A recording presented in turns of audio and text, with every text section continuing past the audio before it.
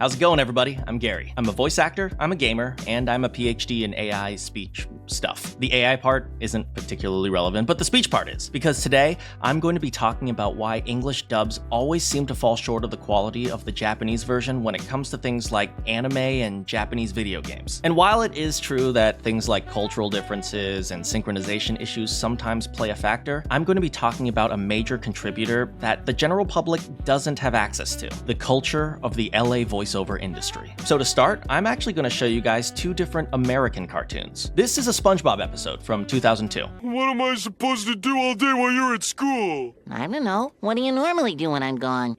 Wait for you to get back. And this is a rock, paper, scissors episode from 2024. But that doesn't make me a failure. Nobody does their resolutions. Oh, really? Why don't we check my documentary footage? These two cartoons are incredibly easy to compare. They're both featured on Nickelodeon, they both feature anthropomorphic inanimate objects, and they both target approximately the same demographic. In particular, I also chose a scene where the characters are just having a normal conversation. Now, maybe some of you have already picked up on a style difference of the voices of the two different cartoons, but you can't quite put your finger on it. Let me spell it out in simple terms. It's the fact that rock, paper, and scissors could probably pass as normal people. Is this right? Looks okay to me. You seem very calm about this. Meanwhile, SpongeBob and Patrick are clearly not people. One curl and Johnny!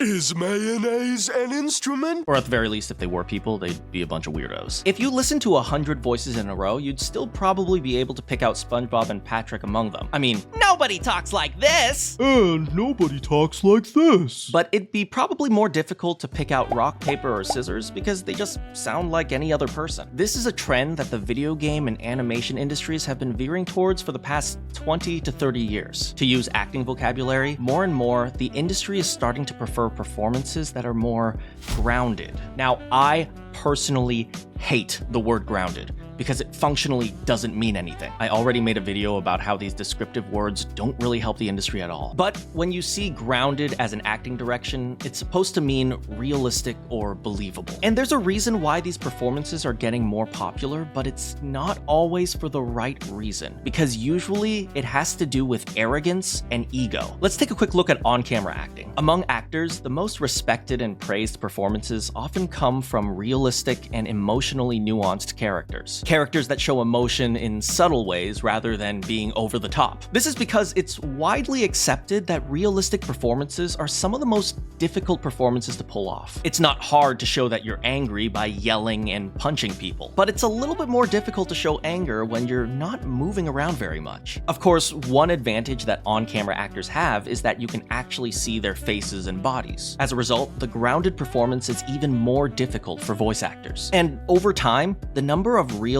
and grounded performances that a voice actor has produced has almost become like a metric of how good that voice actor is. Which, to an extent, makes sense, because if you're good, you should be able to do the difficult thing well, right? But because voice actors grade other voice actors on these types of performances, the grounded performance has almost become an obsession. These kinds of realistic performances have become a way to just show off your acting chops. And as the voiceover industry grew more and more competitive over the years, actors and directors stopped seeing their jobs as a production for the audience's enjoyment and started seeing their jobs more as a way to market for their next job. Essentially, they started to cater to what their fellow actors wanted to hear and less to what the audience wanted to hear, because it was an effective way to show off how good you are as an actor. But this was true even when the show didn't call for it. And as far as unrealistic stories go, some of the most disorienting mismatches in vocal style come from things like battle cries and screams. For instance, take the game Fire Emblem Three Houses. Every character in the game has a battle cry, and the character Ferdinand von Aegir uses his own name. He shouts, "I am Ferdinand von Aegir," in order to announce that he's arrived to the battlefield. In the Japanese version, he sounds like this. And in the English version, he sounds like this. I am Ferdinand von Aegir. Bit of a difference, huh? The Japanese version sounds like a legitimate battle cry. He's letting his enemy know the name of the man who's about to kill him. The English version sounds like a greeting. Nice to meet you. I'm Ferdinand. And I have to agree that the English version does sound more grounded and realistic. It sounds like something someone might say on an everyday basis. But in this game, you're not grounded. You're at war. Another example is in My Hero Academia, Season 3, episode 4. A young superhero named Deku is fighting a supervillain named Muscular, and when Deku releases his final attack, he screams, "Smash!" The English version sounds like this.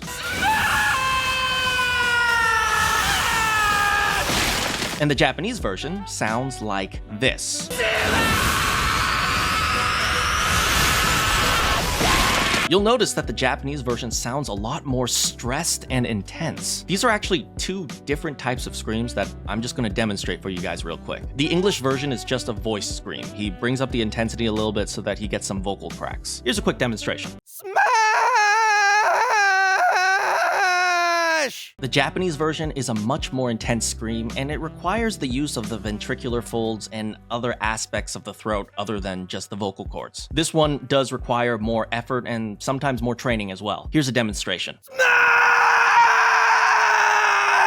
So just from my own demonstration, you can see that a person is capable of both types of screams. It's more of a matter of style and choice as to which scream you use. And while the English version scream is more realistic, at least I can certainly see a young boy screaming like this in a playground fight. This character, Deku, isn't in a schoolyard fight. He's fighting a guy who's about to murder him. If you ask me, the Japanese version, which is not as realistic, is more fitting for the situation. And these types of stylistic mismatches have become a major problem for the anime and video game voiceover industry. Because while the voice actors might be able to give realistic performances, very few people watch anime for realism. More often, they watch it for entertainment and excitement. And sometimes the voice actors even claim that the audience will eventually learn to appreciate their nuanced and grounded performances. But that's not going to happen. And that's not my opinion. It's science. So there's an academic field that studies the perception of emotion in human speech. It's actually a field I'm intimately familiar with, and it's been researched to hell and back. There are a million different studies that cover a bunch of different languages, speaking styles, and listening conditions, but the conclusions are always summarized in the exact same way. Here are the results of just about every single study in this field. When you listen to a speaker, sometimes you recognize their emotions correctly, and sometimes you don't. But it turns out you're less likely to recognize the emotion if you're not familiar with the speaker. I know, crazy, right? Yeah, it's a pretty obvious result, but you know the scientists love their proof. And this is yet another problem when it comes to the voiceover industry. Because when it comes to animation and video games, the LA voiceover industry is a very small and tight-knit group, perhaps intentionally. Almost everyone is familiar with LA culture, the voiceover culture, and they know each other very well. It's not strange to see one studio cast the same actor over and over and over again. In fact, even Gravy for the Brain, one of the largest voiceover coaching resources, calls the voiceover industry a clique. So all the voice directors know voice actors like Lucian Dodge, Alex Lee, and Koi Dao, and they know how they express the grounded nuances of their emotions. But do you know who doesn't know how they express their emotions? Literally everyone else in the country. And if it's an international dub, literally everyone else in the world. So the LA voice actors will hear these performances and hear how amazing they are. But some teenager from Memphis, Tennessee will hear the performance and hear something emotionless. Because while the director has probably spent years with these actors, the audience only spends 22 minutes per episode, and each individual character is probably talking for less than a quarter of that time. And according to science, if you're not very familiar with these actors, you're not going to identify their nuanced emotions. And why would you be familiar with them? You're not here to be friends with the actors, you're here to watch a superhero show. And so, once again, the industry creates a performance for other members of the industry instead of the audience. It's a shame, really, because even for realistic anime, the Japanese voiceover industry seems to understand so much better what the audience wants. For instance, let's take a look at the figure skating drama Medalist. When Coach Tsukasa expresses his excitement for coaching a new student, the English version sounds like this. Let me be your skating coach, I'm begging! And the Japanese version sounds like this. And for the most part, the English version sounds pretty realistic. It's a bit intense, but you might hear that tone at your local sports center. If you heard the Japanese version in real life, you'd probably think the dude was a little bit over the top and you'd probably try to leave the area. But it turns out that's the point, because the Japanese actors are trying to portray an extreme emotion, while the English actors are trying to be realistic. And the end result is an English dub that has a glaring stylistic mismatch and is often boring. And this is simply because the industry spends more time catering to themselves than to the audience. This is also why so many anime voices in the English dubs sound the same, because if every single voice sounds exactly the same, the audience never needs to learn any other voices. And that makes it easier to create the desired grounded performances instead of what the audience is actually there for, the craziness of anime. And I'm going to be perfectly honest, I don't know what the solution is from here. The voiceover industry, and all of the arts for that matter, has been built on a tower of self-aggrandizement and people-pleasing for so long, it's hard to make any reasonable correction or change. But I do know the first step to fixing this is to get back to a point where we prioritize the audience over the industry itself. Because after all, a voiceover industry that doesn't cater to its audience really isn't much of an industry at all. So yeah, that's all I really have to say. But if you want to check out a game I'm in, check out The Precinct. It's a GTA-style cop sim where you play as the good guys, or the bad guys, depending on your point of view. Wherever you are in the world, good morning, good afternoon, good evening, or good night, I will see you all next time.